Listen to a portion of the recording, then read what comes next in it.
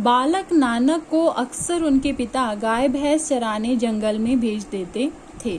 अब बालक जब नानक बहुत छोटे बच्चे थे, ठीक है, थोड़े समझने लगे, तब उनके पिता उन्हें हमेशा कहाँ भेजते थे? जंगल में। क्या काम सौंपते थे? उनकी जो गाय और भैंसें थी उन्हें चराने के लिए।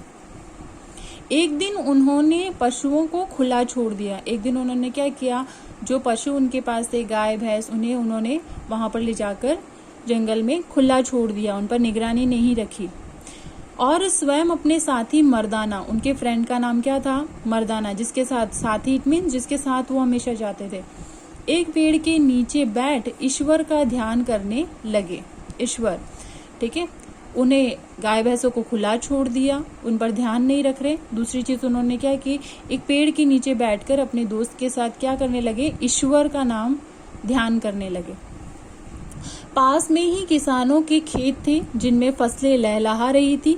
बेलगाम पशु उन किसानों के खेतों में घुस गए और फसलों को नष्ट करने लगे। अब जब पशुओं के ऊपर कोई लगाम नहीं थी, मतलब कोई उन्हें नहीं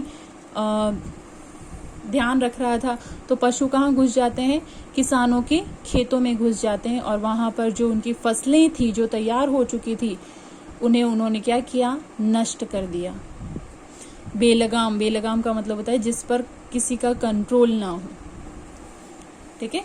चलिए, बालक नानक ने देखा कि सैकड़ों चिड़िया पकी फसल को चट करने में लगी है। चट करने का मतलब होता है खाने में।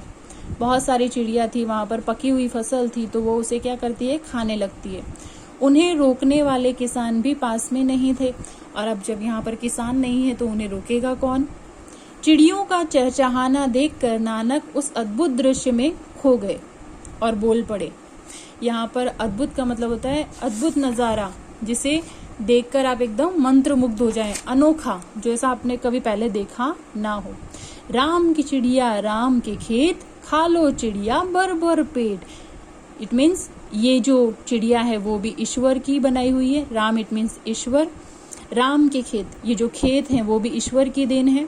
खा लो चिड़िया भर भर पेट, और अगर आपको भूख लगी है तो चिड़िया आप यहाँ पर अपना पेट भर भर कर खा सकती हैं। कुछ देर बाद जब किसान वापस लौटे तो खेतों की हालत देखकर क्रोध से भर गए।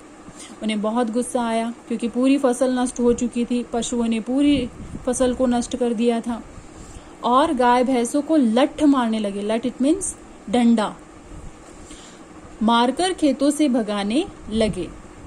बालक नानक का हृदय द्रवित हो उठा, यानी कि उन्हें बहुत दया आती है किस पर? पशुओं पर, क्योंकि वो तो बोल नहीं सकते। उन्हें आप कितना भी मारो वो ये थोड़ी कहेंगे कि भाई मुझे दर्द हो रहा है, मुझे मत मारो। तो यहाँ पर उनकी जो हालत है वो देखकर वो क्या हो जाते हैं? द्रवित होते हैं। वे बोल उठे, मर्दाना रोको उन्हें, निरीह पशुओं को इस प्रकार मारना ठीक नहीं है। निरीह का मतलब होता है, यहाँ पे देखिए, यहाँ पे लिखा हुआ है कोमल, ठीक है, कोमल पशुओं को मारना ठीक नहीं है।